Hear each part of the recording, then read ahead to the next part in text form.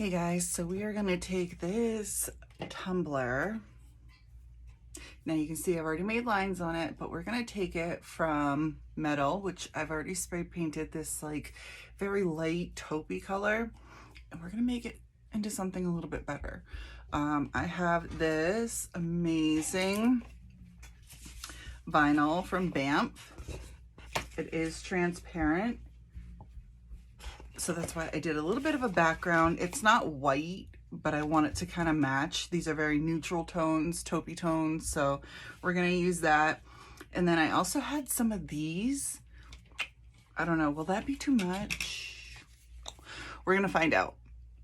But what I do to make my lines, just as like a reference, is I take like a bunch of stuff and just stack it, and then I'll put my pen on like a cup and just layer it around. You've seen it a bunch of times, but I really want to get one of those fancy things, but I never know what to look for and I can't find them. So yeah, we're gonna do this together. This will be my official like good tumbler making video. So stay tuned. Good morning, good afternoon, and good evening, Resinators. We are going to attempt to do my first full video for making a tumbler. So if you want to learn from a not really beginner, but not a expert yet, keep watching. I got this beautiful vinyl from Banff Custom Creations. It's a transparent vinyl, and it is absolutely beautiful. So you're going to notice the theme of this is very like neutral tone kind of thing. I'm going to play on the black a lot and the gold tones. I was going to use those butterflies because they do kind of go, but I didn't end up using them. I just think it would be too much pattern. So I have the tumbler prepped, and I used a very light off-white spray paint. I made some grid lines on there just so I could visualize where I need to put things. I'm very much a visual person, so by doing that, that just helps me to see where I need to put everything and make sure everything's straight. So I cut the exact amount of vinyl that I needed. I hate wasting any vinyl, so I always triple check my measurements, and as you can see, I only have to cut off like a very, very small sliver. And I will also say that this vinyl is very forgiving.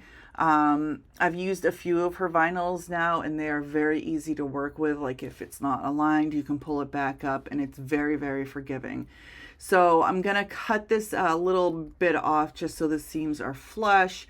My X-Acto knife is a little dull, but I like that because I can make like an indent, and if I look at it afterwards and it's not completely straight or whatever, it didn't cut through all the way, so I can go back and, you know, adjust if I need it. But this one I actually did pretty good. So what we're gonna do now that we have that is we're gonna take tape. Now I use this like white medical kind of a tape. It's not really medical, but I call it that.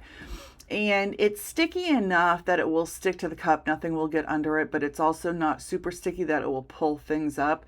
You could use like painter's tape too, like the blue. I do use that, but I didn't have any inside. So this is what we're using.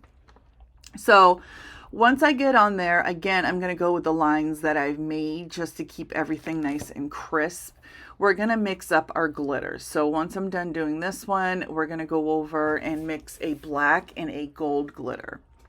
Again, I wanted to play off the goldy, neutrally kind of tones, and obviously the black to give it a little bit more of like a bad bee kind of look. I don't know. I always like to match things, and I find that's also a fault because I want to like branch out of that a little bit, but I'm always wanting to match things. But I see some tumblers out there that are gorgeous, and I'm like, I wish I could do that. But we'll get there. It's okay. So this vinyl on camera very much looks like yellowy off-white, and it's really not. I don't know how to balance that out. I'm not good at like editing stuff, so I didn't even try, but we're gonna get that on there the same way that I did the first one. I peel back a little bit, cut off the excess, and then just place it on.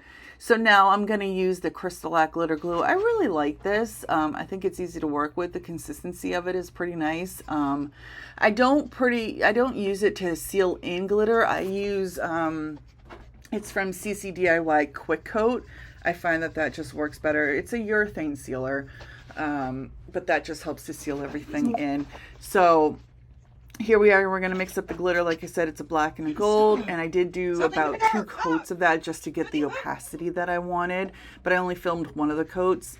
And here in a second, you'll see kind of where we're at, and then I will show the final product on Instagram, but it's pretty much this. So I hope you guys enjoy this little video. I'll try to sneak in a clip of the finished product so you know exactly what it looks like, if I can figure that out, but that's the quick coat. So yeah, I think she's coming out good. It's just going to do some line work, and that's about it. But I hope you guys enjoy this video. I love you guys so much. Thank you for watching, and I will talk to you guys later. Bye, guys.